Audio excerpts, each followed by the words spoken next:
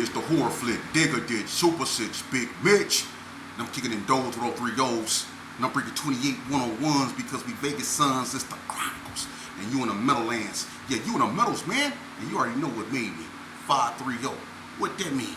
Oh, that boy's a desert, baby. Boom. Hopper Dub, Scrub, 22-inch gold Dana Danes, and Big Bolo Yang. I can never sit on the claims. Yeah. Welcome to Vegas Chronicles with the whole Super 6, Mr. Digger.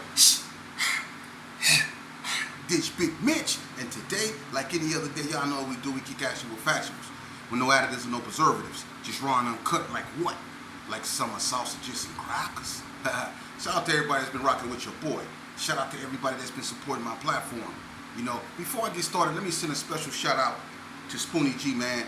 I appreciate everything you've been doing, you know, and for me, man, and I appreciate, you know, when we speak, the wisdom you give me, you know what I mean, to have an OG like you and others, man, to correspond with, man, on some positivity, man, and some positive things, man, and the feedback that y'all give me, man, it encourages me, and it lets me know that, you know, what I'm doing, I know I'm doing right, you know what I mean? So shout out to Spoonie, shout out to everybody that's been supporting me, man, in this journey, man, you know, but let's jump right off into it. You know, I answer questions, you know, my audience asks me questions, I correspond. That's what makes Vegas Chronicles unique. I want my audience to be a part of what I'm doing, you know? So when they ask me questions, even if I figured I answer them, I still answer them because, you know, my audience is just as important to this as I am and what I'm doing, you know? So without my audience, there is no me, you know? So before I do that though, let me send a special shout out to KC from East Coast Bloods. Man, I didn't know that was him the whole time corresponding with me. And I got a little history for y'all. Because I didn't know this. That the Crenshaw Mafia Bloods, they were out here in Vegas. You know, and I'm not going to say Tony Hickman, which is Assassin, an OG Blood from Vegas. I'm not going to say he started that. You know, I'm not going to say no one started East Coast Bloods, because I don't know. Or Crenshaw Mafia, because I don't know. But Tony Hickman, you know, Assassin, you know, he's a legendary figure, go way back in the days, original Blood got hands, you know what I'm saying, love to fight. But you know, he was supposed to be the founder of all that up over there, Crenshaw Mafia, which eventually turned into East Coast Bloods. I did not know of Crenshaw Mafia like that, you know, but I know of the East Coast Bloods. But and one of them in particular, KC, that boy there, hey, that's my road dog right there. When it comes to repping that beat, you know what I'm saying, and when it comes to being a thoroughbred move, that youngster right there wasn't no joke, man. And he ain't no joke. I'm glad he found peace. I'm glad he doing the right thing now, you know. But back in the days, man, that cat right there, his name rang. You know, KC wasn't no joke. And I remember we was at hey, you remember we was at 7 Seas, KC, and that incident happened with Ali. You know, rest in peace.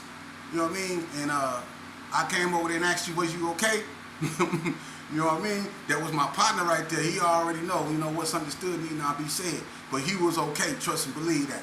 You know what I mean? But shout out to KC from East Coast Bloods, man. And shout out to Tony Hickman. Hopefully one day I can get them on here and they can speak on their history. You know, especially Tony Hickman. Now, me and Tony Hickman, we go way back. Assassin. And that cat right there, I can say this right here. You know, when it comes to getting down, you know, when it comes to the Bloods, you got to put Assassin right there in at least the top 20, top 30. You know what I mean? He can come from here. You know what I mean? Hey, Assassin, I hope you watching this. Hey, remember you got into that fight at NSP with that Shanae, with that boy? Hey, remember you and that boy had that fight at NSP, and that boy grabbed that deodorant top and was hitting you in your head. He worked your head with that deodorant. Hey, look, you got hands. You a knockout artist, but you had a bad day that day. Hey, look, it ain't funny. And don't y'all laugh. But that boy whooped him out with that.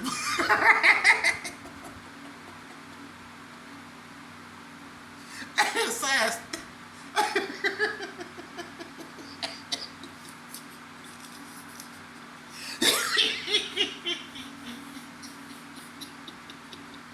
Hey, Assassin.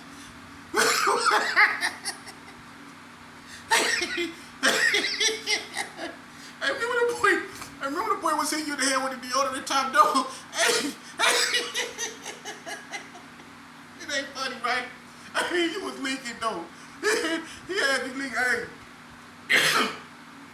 Hey, look, Rado was up there, B.I. was up there, you know what I mean? Big P was on the yard, Kiki was on the yard. It was a gang of people on the yard when you had that fight with that boy G-Boy, Rube Barry, 8-Ball from 40 Block. All them cats was on that yard, man. I swear to God, when you had that fight, man, that was a funny fight right there. But Assassin, he a thoroughbred, you know, he a rider, you know what I mean? So I tip my hat to him. But let's jump right off into it. You know, my audience asked me, what's the difference between Vegas politics and California politics? I don't really know what he mean by that, but I'll do my best to try to answer that.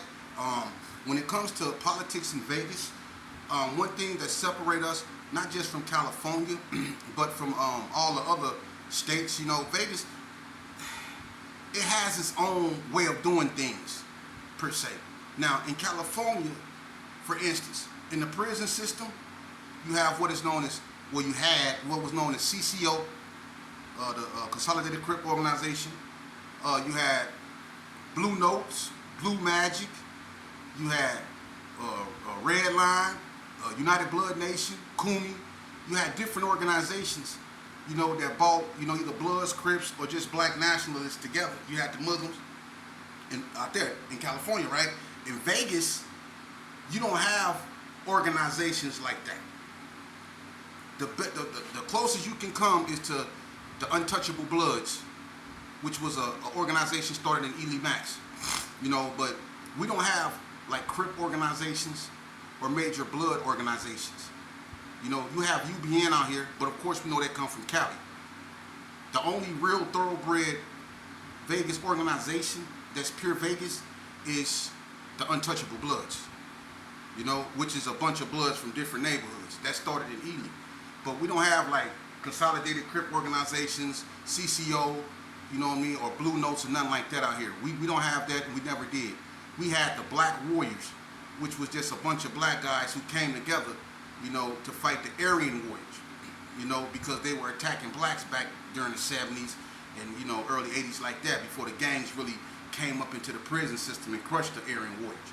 But they were attacking blacks back then. You know, we didn't have no organizations.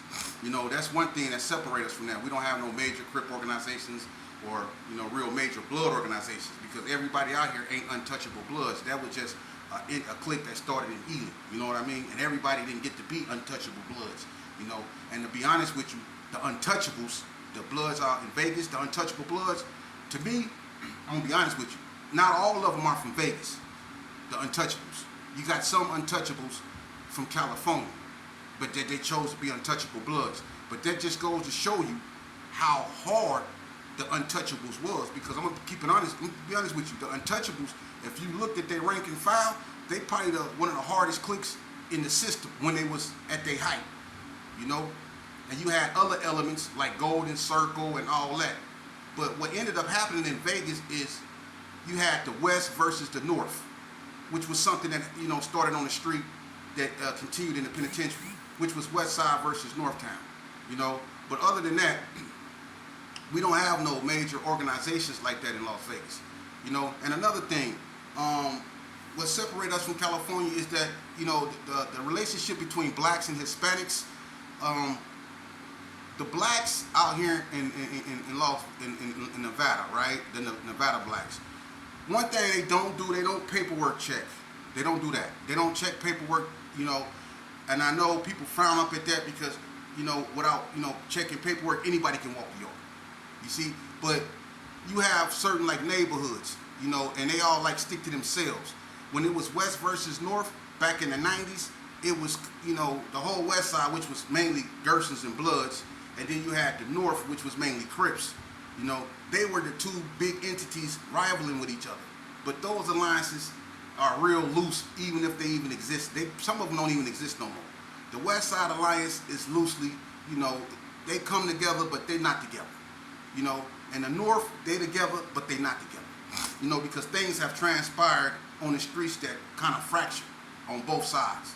You know, but other than that, man, they don't paperwork check, but the Hispanics do.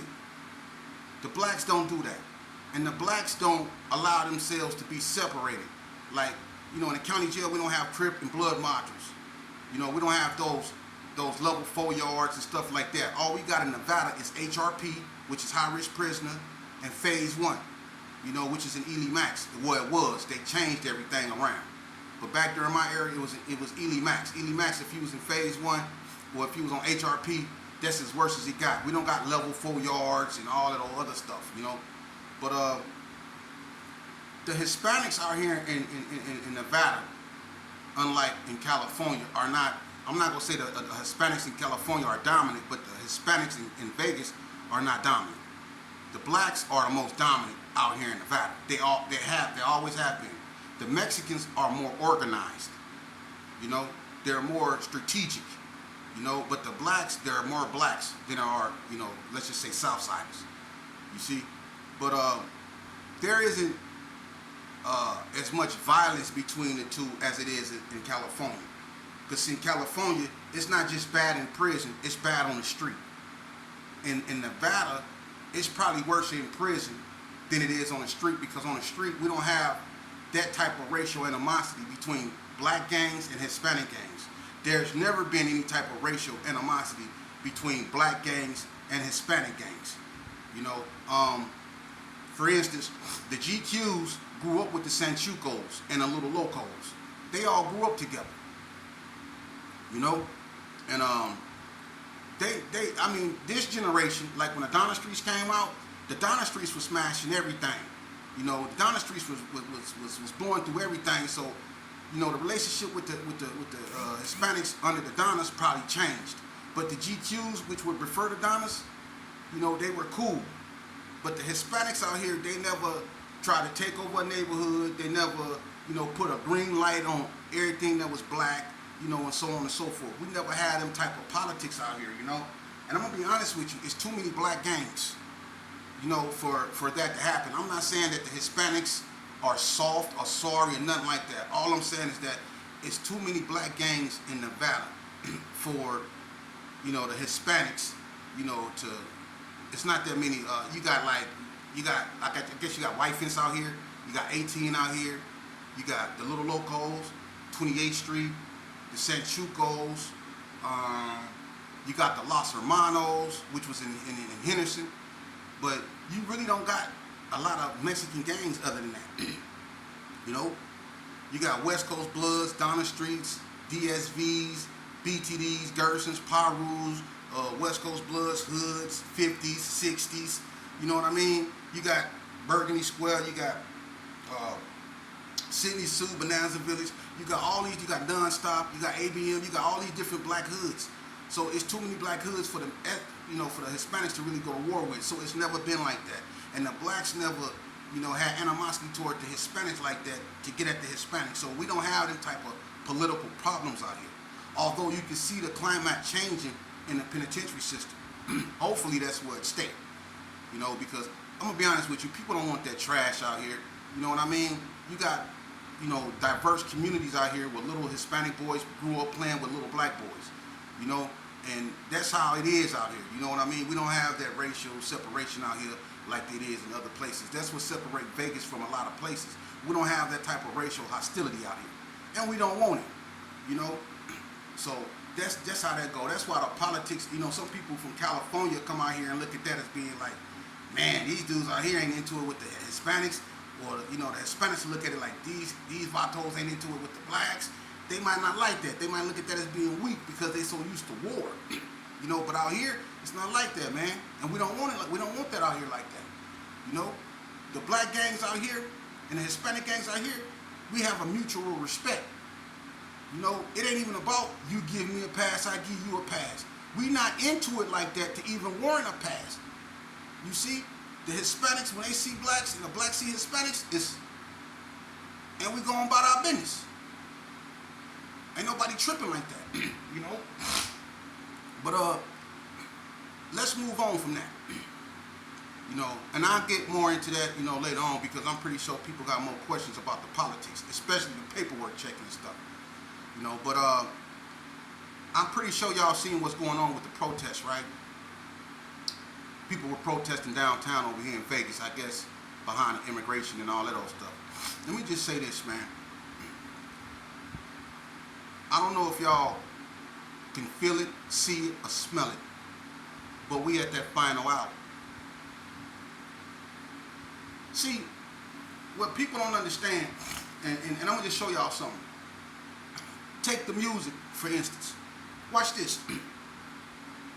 Back when I was coming up, our music really dictated how we act. We grew up under Eazy-E, Ice Cube, Ice-T, King T, Too Short, the Ghetto Boys, all that stuff, right? And they had a certain type of music that they were pushing. A music that emboldened us. That had us walking around with our chest poked out, our pants are sagging. We were masculine.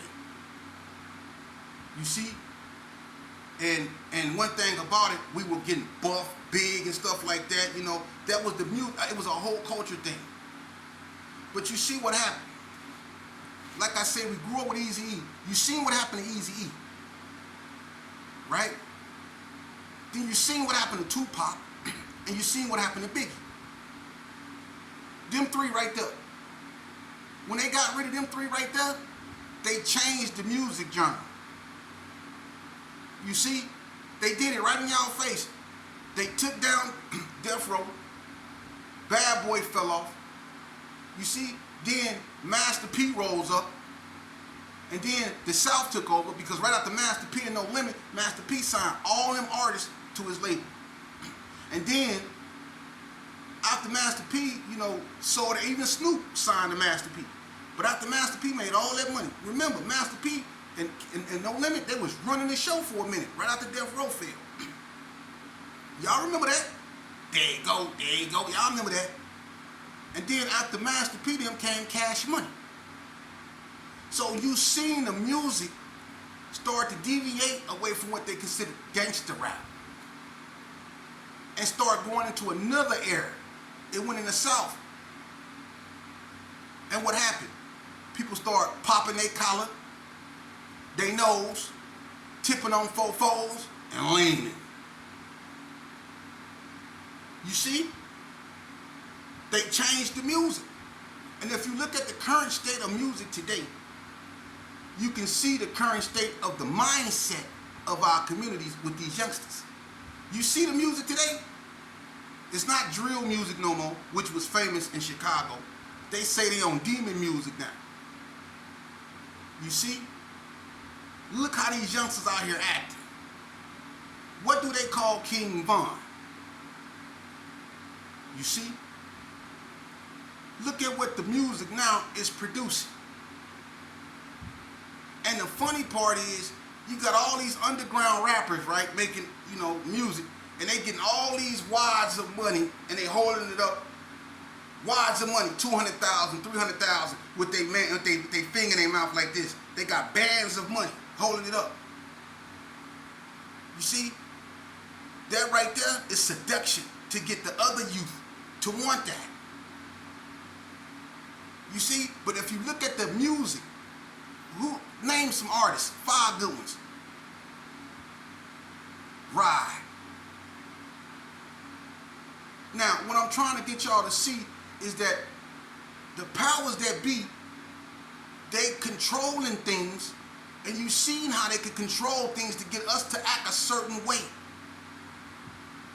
Put ethanol on the corner, let them operate their little drug, whatever. Let them do what they do. We know what they doing. We go contain what they doing. When they get to doing it enough, we go in there and we go get them. It's all a game.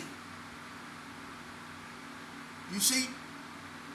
And they do things to keep you distracted. Like now, people protesting. They locking up judges, lawyers, senators. They don't care. This has got serious, man. So while y'all youngsters out here with your little blickies, I'm going to tell you something about your little blickies. What they done gave y'all is the rejects. Y'all think y'all big and bad because you got your 40 on your hip? Man, they got some things that they can sit at you, man, that you won't even see. Robotic insects. Look up DARP. They got robotic insects, man. They got beams and stuff that they can shoot at you, man. They don't care about your little blickies, man. They're on a whole nother level. You liable to walk out your door and see yourself driving a car right in front of you. these people on a whole nother level, man. Right now is not the time to be lillygagging. We got to get ourselves together, get with God, and figure out what we go do. Because like I just said when I started this video, we at our final hour. We at our final hour. And it's sad because I'm going to tell you something. A lot of these cats up out here, they so caught up in themselves. Oh, I'm fly on this, I'm that. Everything you doing, you taking for granted. Even the air you breathe. It don't dawn on y'all. It's not dawning on y'all that people are leaving this earth every day at an unusual rate. When I was coming up, young black and brown boys, we were being lost to gang violence. Gang violence. That was the biggest hindrance of our community during my time. Gang violence.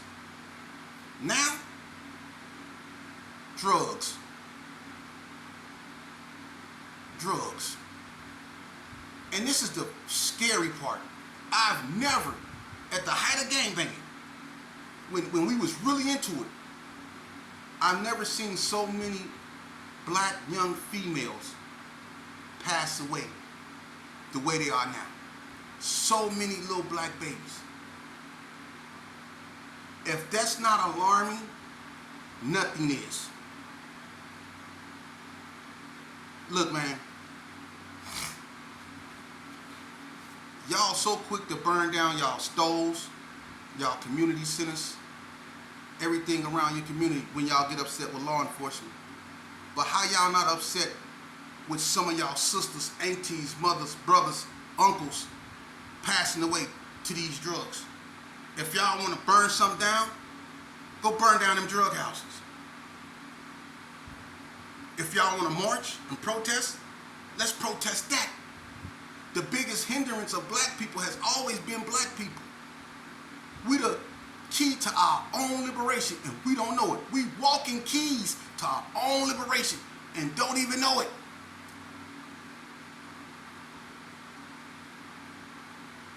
Look, man. Only one or two things is gonna happen. Either we're gonna get it or we're not. You see? Either we're gonna get it or we're not. You know, I'm gonna be honest with you. I've lost a lot of friends. A lot of them because I don't talk about them the way they want me to talk to them about them on this platform. Even some family members. But that's okay. It's so hot up in here, man. The devil just asked me to be a spade partner. For real. It's hot up in here. Man. But anyway, yeah, I lost a few friends, man, and that's cool though. That's cool though. Youngsters, when y'all start doing righteous things and you start thinking positive, you're gonna lose people.